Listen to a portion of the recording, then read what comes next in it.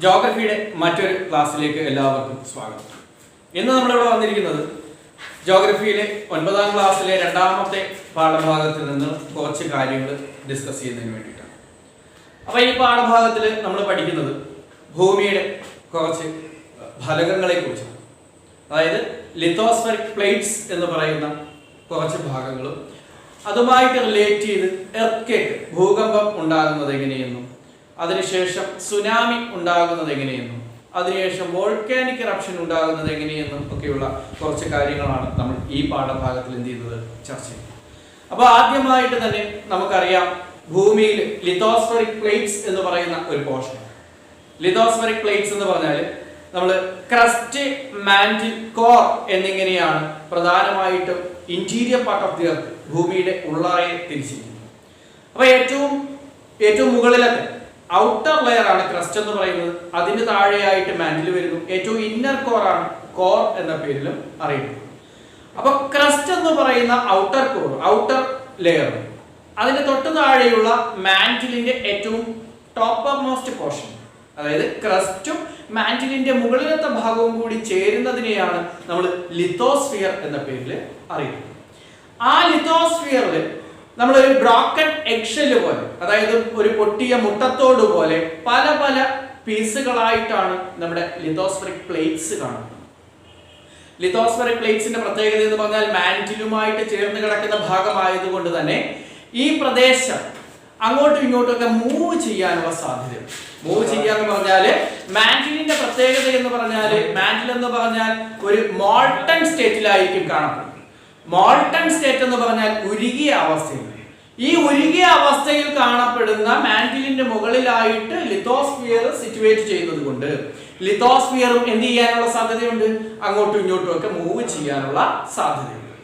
അപ്പോൾ ഈ lithospheric പ്ലേറ്റ്സിന്റെ movements, ഏതൊക്കെ തരത്തിലുള്ള മൂവ്മെന്റ്സ് ആണ് ലിത്തോസ്ഫെറിക് പ്ലേറ്റ്സിന് ഉള്ളത്, അതെങ്ങനെയാണ് സംഭവിക്കുന്നത് എന്നുള്ളതിനെ കുറിച്ചാണ് നമ്മൾ ആദ്യമായിട്ട് പറയുന്നത്. അപ്പോൾ ലിത്തോസ്ഫെറിക് പ്ലേറ്റ്സ് പരസ്പരം അടുത്ത് വരുന്നതിനെ plates move towards each other, അതിനെ നമ്മൾ എന്തെന്ന് വിളിക്കുന്നു? കൺവേർജന്റ് മാർജിൻസ് എന്ന് വിളിക്കുന്നു. അതായത് പരസ്പരം അടുത്ത് വരുന്നത്. അതേപോലെ തന്നെ the plate move apart from each other, പരസ്പരം ദൂരേക്ക് അകന്നു പോകുന്നതുകൊണ്ട് അതിനെ നമ്മൾ വിളിക്കുന്ന പേര് ഡൈവേർജന്റ് മാർജിൻ. മൂന്നാമത്തത്, നമുക്ക് രണ്ട് പ്ലേറ്റ്സുകൾ അടുത്ത് വരുന്നതുമില്ല ദൂരേക്ക് പോകുന്നതുമില്ല, അവർ പരസ്പരം സ്ലൈഡ് പാസ്റ്റ് ഈച്ച് അതർ, അങ്ങനെ തൊട്ട് ഒരുമി നിൽക്കുന്നുണ്ട്, അതിനെ നമ്മൾ വിളിക്കുന്ന പേര് ട്രാൻസ്ഫോം മാർജിൻ എന്ന പേരിലാണ് അറിയുന്നത്. അപ്പൊ അതിന് മുൻപേ ആയിട്ട്, ഇതെല്ലാം ഡീറ്റെയിൽ ആയിട്ട് പറയുന്നതിന് തൊട്ട് മുൻപേ ആയിട്ട് നമുക്ക് ലിത്തോസ്ഫെറിക് പ്ലേറ്റ്സ് എന്താണെന്ന് പറഞ്ഞു. ഈ പ്ലേറ്റ്സിനെ നമ്മൾ പ്രധാനമായിട്ടും രണ്ടായിട്ട് ഡിവൈഡ് ചെയ്യും. പ്ലേറ്റ്സിനെ മേജർ പ്ലേറ്റ്സ് എന്നും മൈനർ പ്ലേറ്റ്സ് എന്നുമാണ് നമ്മൾ എന്ത് ചെയ്യുന്നത്? പ്രധാനമായിട്ടും ഡിവൈഡ് ചെയ്യുന്നത്. അപ്പൊ ഈ പ്ലേറ്റ്സ് പ്രധാനമായിട്ടും വരുന്നത്, മേജർ പ്ലേറ്റ്സ് ഏതൊക്കെയെന്ന് ചോദിച്ചാൽ നമുക്ക് ഓസ്ട്രേലിയൻ പ്ലേറ്റ് ഉണ്ട്, പസഫിക് പ്ലേറ്റ് ഉണ്ട്, നോർത്ത് അമേരിക്കൻ പ്ലേറ്റ് ഉണ്ട്, south American plate, African plate, Eurasian plate, Antarctic plate എന്നിങ്ങനെ പലതരത്തിലുള്ള 7 വലിയ പ്ലേറ്റുകൾ, മേജർ പ്ലേറ്റ്സ് എന്ന് പറയുന്ന 7 പ്ലേറ്റുകളാണുള്ളത്. ഒന്നുകൂടി പറയാം: Australian, Pacific, North American, South American, African, Eurasian, Antarctican എന്നിങ്ങനെ 7 തരത്തിലുള്ള മേജർ പ്ലേറ്റ്സ് ആണ്, അതായത് വലിയ പ്ലേറ്റ്. അതേപോലെ തന്നെ കുറെ അധികം ചെറിയ പ്ലേറ്റുകളുണ്ട്. ഏതൊക്കെയാണ് ചെറിയ പ്ലേറ്റുകൾ എന്ന് ചോദിച്ചാൽ, Philippine, Cocos, Nazca, Caribbean, Scotia, Arabian, ഇങ്ങനെയൊക്കെയുള്ള കുറച്ച് പേരുകളിൽ അറിയപ്പെടുന്നതാണ് മൈനർ പ്ലേറ്റ്സ്, ചെറിയ പ്ലേറ്റുകൾ എന്ന പേരിൽ അറിയപ്പെടുന്നു. അപ്പൊ ഇത്തരത്തിലുള്ള പ്ലേറ്റുകൾ മാന്റിലിന്റെ തൊട്ട് മുകളിൽ നിൽക്കുന്നത് കൊണ്ട് തന്നെ അത് ചെറിയ രീതിയിലുള്ള മൂവ്മെന്റ്സ് സംഭവിക്കുന്നു. മൂവ്മെന്റ്സ് എന്ന് പറഞ്ഞാൽ പെട്ടെന്ന് വലിയ ദൂരത്തിൽ അങ്ങ് മൂവ് ചെയ്ത് പോകുന്നല്ല. ഒരു വർഷത്തിൽ 2 മുതൽ 12 സെന്റിമീറ്റർ വരെയാണ് ഇത് മൂവ് ചെയ്യുന്നത്. പ്ലേറ്റ്സിന്റെ മൂവ്മെന്റ്സ് ഇൻ എ ഇയർ, ഒരു വർഷത്തിൽ എന്ത് ചെയ്യുന്നു? 2 സെന്റിമീറ്റർ മുതൽ 12 സെന്റിമീറ്റർ വരെയാണ് മൂവ്മെന്റ് സംഭവിക്കുന്നത്. എന്നാൽ നേരത്തെ കുറച്ച് വർഷങ്ങൾക്ക് മുൻപേ, ഒരു 10-30 വർഷങ്ങൾക്ക് മുൻപ് ഈ 2 മുതൽ 12 വരെ എന്നുള്ള മൂവ്മെന്റ് ഒരു 30 സെന്റിമീറ്റർ വരെ എന്ത് ചെയ്തിരുന്നു? നേരത്തെ മൂവ് ചെയ്ത് പോകുമായിരുന്നു. എന്നാൽ ഇപ്പോൾ അതിന്റെ മൂവ്മെന്റിന്റെ അളവ് എന്ത് ചെയ്തിരിക്കുന്നു? വളരെ കുറഞ്ഞ് വന്നിരിക്കുന്നു. ഇനിയിപ്പോ നമ്മൾ ഓരോ പ്ലേറ്റ് മൂവ്മെന്റ്സിനെ കുറിച്ചുമാണ് പറയാൻ പോകുന്നത്. ആദ്യം നമ്മൾ പറഞ്ഞു കൺവേർജന്റ് മാർജിൻ എന്ന് പറഞ്ഞു. കൺവേർജന്റ് മാർജിൻസ് എന്ന് പറഞ്ഞാൽ the plates move towards each other. പ്ലേറ്റുകൾ അല്ലെങ്കിൽ ഫലകങ്ങൾ തമ്മിൽ പരസ്പരം അടുത്ത് വരുന്നതിനെയാണ് നമ്മൾ എന്തെന്ന് വിളിക്കുന്നത്? കൺവേർജന്റ് മാർജിൻ എന്ന പേരിൽ അറിയപ്പെടുന്നത്. കൺവേർജന്റ് മാർജിൻ ഉണ്ടാകുന്ന സമയത്ത് അല്ലെങ്കിൽ കൺവേർജന്റ് മാർജിൻ സംഭവിക്കുന്ന സമയത്ത് അവിടെ എന്തെല്ലാം പ്രത്യേകതകളാണ് ഉണ്ടാകുന്നതെന്ന് ചോദിച്ചാൽ അതുമായിട്ട് ബന്ധപ്പെട്ട് നമുക്ക് പറയാൻ സാധിക്കും. There is any difference in the density between plates along the convergent margin. രണ്ട് പ്ലേറ്റ്സുകൾ തമ്മിൽ അടുത്തടുത്ത് വരുന്ന സമയത്ത് അവിടെ പ്ലേറ്റ്സിന് ഡെൻസിറ്റി ഡിഫറൻസ് ഉണ്ടാവുകയാണെങ്കിൽ ചിലതിന് ഡെൻസിറ്റി കൂടുതലായിരിക്കാം, ചിലതിന് ഡെൻസിറ്റി കുറവായിരിക്കാം. എന്തായാലും ഒരേ ഡെൻസിറ്റി ഉള്ള പ്ലേറ്റ്സുകൾ ആയിരിക്കത്തില്ല പരസ്പരം കൺവേർജ് ചെയ്യുന്നത്. അങ്ങനെ പ്ലേറ്റ്സിന് ഡെൻസിറ്റിയിൽ ഡിഫറൻസ് ഉണ്ടായാൽ the denser plate will submerge under the lighter one. അതായത് ഡെൻസർ പ്ലേറ്റ് ലൈറ്റർ പ്ലേറ്റിനെ അടിയിലേക്ക് കയറി പോകുന്നു. അതായത് രണ്ട് പ്ലേറ്റ്സുകൾ തമ്മിൽ കൂട്ടിമുട്ടുമ്പോൾ ഭാരം കൂടിയ പ്ലേറ്റ് ഭാരം കുറഞ്ഞ പ്ലേറ്റിന് അടിയിലേക്ക് എന്ത് ചെയ്യുന്നു? സബ്മേർജ് ചെയ്യുന്നു, അടിയിലേക്ക് ആണ്ടുപോകുന്നു. This zones are called subduction zone. ഇത്തരത്തിൽ സംഭവിക്കുന്ന സോണുകളെ നമ്മൾ വിളിക്കുന്ന പേരാണ് സബ്ഡക്ഷൻ സോൺ എന്ന പേരിൽ അറിയപ്പെടുന്നത്. ഇങ്ങനെ സബ്മേർജ് ചെയ്യുന്ന റീജിയൻസിൽ ഉണ്ടാകുന്ന ഒരു ലാൻഡ് ഫോം ഉണ്ട്. ആ ഒന്നാമത്തെ ലാൻഡ് ഫോമിനെ നമ്മൾ വിളിക്കുന്ന പേര് മൗണ്ടെയ്ൻസ് എന്നാണ്. ഏത് തരത്തിലുള്ള മൗണ്ടെയ്ൻസ് എന്ന് ചോദിച്ചാൽ അത് ഫോൾഡ് മൗണ്ടെയ്ൻസ് ആണ്. ഫോൾഡ് മൗണ്ടെയ്ൻസ് എന്ന് പറഞ്ഞാൽ നമ്മുടെ ഹിമാലയൻ മൗണ്ടെയ്ൻസിനെ കുറിച്ച് എല്ലാവരും കേട്ടിട്ടുണ്ടായിരിക്കും. ഇത്തരത്തിൽ കൺവേർജന്റ് മാർജിൻസിന്റെ ഫലമായിട്ടുണ്ടായ മൗണ്ടെയ്ൻ റേഞ്ച് ആണ് ഏതെന്ന് പറയുന്നത്? ഹിമാലയൻ മൗണ്ടെയ്ൻ എന്ന് പറയും. Himalayan mountain is A youngest mountain range. ഏറ്റവും യങ്ങസ്റ്റ് ആയിട്ടുള്ള, അതായത് ഏറ്റവും ചെറുപ്പമായിട്ടുള്ള, ഈ അടുത്ത കാലത്ത് ഏറ്റവും അടുത്ത കാലത്ത് ഫോം ചെയ്ത മൗണ്ടെയ്ൻ റേഞ്ചസിൽ വരുന്നതാണ് ഏതെന്ന് പറയുന്നത്? ഹിമാലയൻ മൗണ്ടെയ്ൻ എന്ന് പറയുന്നത്. അപ്പൊ ഹിമാലയൻ മൗണ്ടെയ്ൻസ് ഉണ്ടായത് ഇതേപോലെയുള്ള ഒരു കൺവേർജന്റ് മാർജിന്റെ ഫലമായിട്ടാണ്. അത് മാത്രമല്ല പിന്നീട് പറയുന്നു Ocean trenches R developed in the subduction zone. Subduction സോണിൽ മറ്റൊരു പ്രത്യേകത ഉണ്ടാകുന്നു. എന്താണ്? ഓഷൻ ട്രെഞ്ചസ്, സമുദ്രാന്തർ ഗർത്തങ്ങൾ ഉണ്ടാകുന്നു. സമുദ്രത്തിനടിയിൽ വളരെ ആഴമേറിയ ഭാഗങ്ങളുണ്ട്. അതിനെയാണ് നമ്മൾ ഓഷൻ ട്രെഞ്ചസ് എന്ന് വിളിക്കുന്നത്. അത്തരത്തിലുള്ള ഓഷൻ ട്രെഞ്ചസും ഉണ്ടാകുന്നത് ഇത്തരത്തിലുള്ള സബ്ഡക്ഷൻ സോൺസിലാണ്. അതേപോലെ തന്നെ അത്തരത്തിലുള്ള ഒരു സബ്ഡക്ഷൻ സോണിന് അല്ലെങ്കിൽ ഓഷൻ ട്രെഞ്ചസിന് ഒരു എക്സാമ്പിൾ പറയുന്നു. The challenger deep in the Pacific Ocean is an example.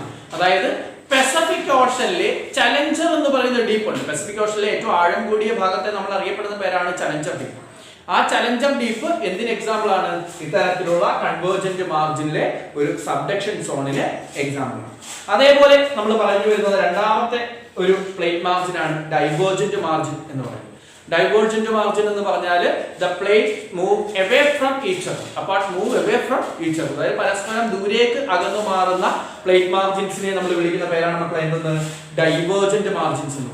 ഈ ഡൈവേർജന്റ് മാർജിൻസിന്റെ പ്രത്യേകത എന്താണെന്ന് ചോദിച്ചാൽ നമുക്ക് ഡൈവേർജൻസ് മാർജിൻ ഉണ്ടായപ്പോൾ അവിടെ സംഭവിച്ച ഒരു ഇൻസിഡന്റിനെ കുറിച്ച് നമുക്ക് ടെക്സ്റ്റ് ബുക്കിൽ പറയുന്നു. നമ്മുടെ ആഫ്രിക്കൻ പ്ലേറ്റ്സും സൗത്ത് അമേരിക്കൻ പ്ലേറ്റ്സും എന്ന് പറയുന്ന രണ്ട് പ്ലേറ്റുകൾ പരസ്പരം എന്ത് ചെയ്യുന്നു? ഡൈവേർജ് ചെയ്ത് മാറിയപ്പോൾ 14,000 kilometers along the north-south oriented mountain range has been formed in the Atlantic Ocean. അതായത് അറ്റ്ലാന്റിക് ഓഷനിൽ നോർത്ത് സൗത്ത് ഡയറക്ഷനിൽ, അതായത് തെക്ക് വടക്ക് ദിശയിൽ ഒരു 14,000 kilometers ലോങ്, 14,000 കിലോമീറ്ററുകൾ നീളത്തിൽ ഒരു മൗണ്ടെയിൻ റേഞ്ച്, ഒരു പർവ്വത നിര ഫോം ചെയ്തു. കടലിനടിയിൽ, അറ്റ്ലാന്റിക് ഓഷൻ അടിയിൽ 14,000 കിലോമീറ്റർ നീളത്തിൽ എന്ത് ചെയ്തു? ഒരു പർവ്വത നിര, മൗണ്ടെയിൻ റേഞ്ച് ഫോം ചെയ്തു.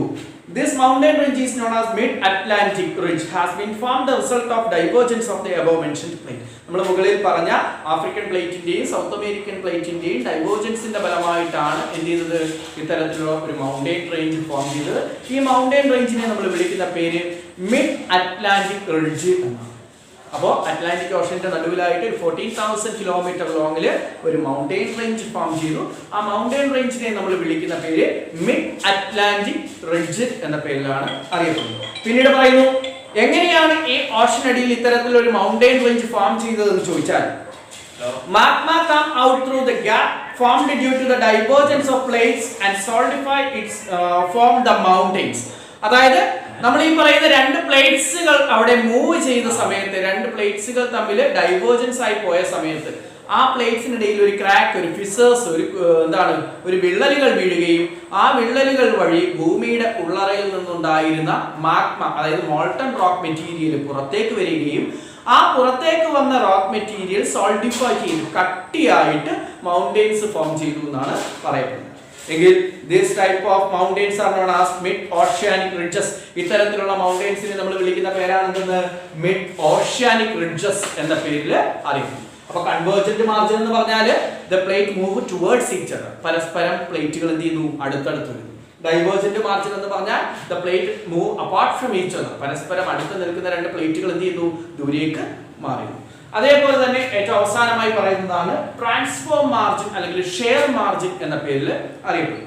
എന്താണ് ഷെയർ മാർജിൻ എന്ന് ചോദിച്ചാൽ, നമ്മുടെ ഈ ഷെയർ മാർജിന്റെ ഒരു പ്രത്യേകത തന്നെ ആദ്യം പറയാം. ഷെയർ മാർജിനിൽ അങ്ങനെ പ്രത്യേകിച്ച് ലാൻഡ് ഫോംസ് ഒന്നും ക്രിയേറ്റ് ചെയ്യാൻ പറ്റില്ല. പക്ഷേ such margins are fault zone. ഇത്തരത്തിലുള്ള പ്രദേശങ്ങൾ എന്ന് പറഞ്ഞാൽ ഫോൾട്ട് സോൺ ആണ്, അതായത് വളരെ ദുർബലമായിട്ടുള്ള പ്രദേശമാണ്. അവിടെ നമുക്ക് ആക്ടിവിറ്റീസ് ഒന്നും ചെയ്യാൻ പറ്റുന്ന തരത്തിലുള്ള ഒരു റീജിയൻ അല്ല. പിന്നീടോ നമുക്ക് നോർത്ത് അമേരിക്കയിലെ സാന്റ് ആൻഡ്രിയാസ് എന്ന് പറയുന്ന റീജിയൻ ഉണ്ട്. അത് ഇത്തരത്തിലുള്ള ഫോൾട്ട് സോണിന് ഒരു എക്സാമ്പിൾ ആണ്. പിന്നീട് പറയുന്നു as these plate margins are weaker than other areas, മറ്റുള്ള പ്രദേശങ്ങളെ അപേക്ഷിച്ച് ഇത്തരത്തിലുള്ള പ്രദേശങ്ങൾ വളരെ വീക്കർ ആയതുകൊണ്ട് such margins are generally vulnerable to earthquake, volcanoes and faults. അത്തരത്തിലുള്ള കുറച്ച് പ്രവർത്തനങ്ങൾ ഇവിടെ ഉണ്ടാകുന്നു. എന്തൊക്കെയാണ് ആ പ്രവർത്തനങ്ങൾ നോക്കിയേ? എർത്ത് വോൾക്കാനോസ്, ഫോൾട്ട്സ്, അതായത് ഭൂകമ്പം, അഗ്നിപർവ്വത സ്ഫോടനം, അതേപോലെ ഫോൾട്ട് റീജിയൻസ് പോലെയുള്ള സംഭവങ്ങളൊക്കെ എവിടെ ഉണ്ടാകുന്നു?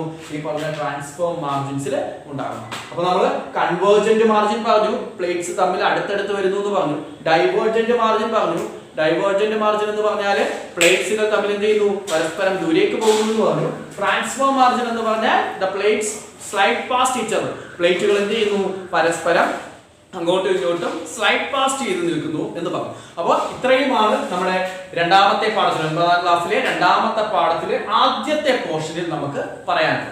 ഇനിയിപ്പോൾ നമുക്ക് ഇതുമായിട്ട് ബേസ് ചെയ്ത് വരുന്ന സുനാമി എങ്ങനെ ഉണ്ടാകുന്നു, എർത്ത് എങ്ങനെ ഉണ്ടാകുന്നു, വോൾക്കാനിക് ഇറപ്ഷൻ എങ്ങനെ ഉണ്ടാകുന്നു എന്നുള്ള 3 കാര്യങ്ങളാണ് നമ്മൾ എന്ത് ചെയ്യുന്നത്? അടുത്ത ക്ലാസ്സിൽ ഡിസ്കസ് ചെയ്യുന്നത്. അപ്പോൾ അടുത്ത ഒരു വീഡിയോയുമായിട്ട് നമുക്ക് വീണ്ടും വരാം. Okay, thank you all.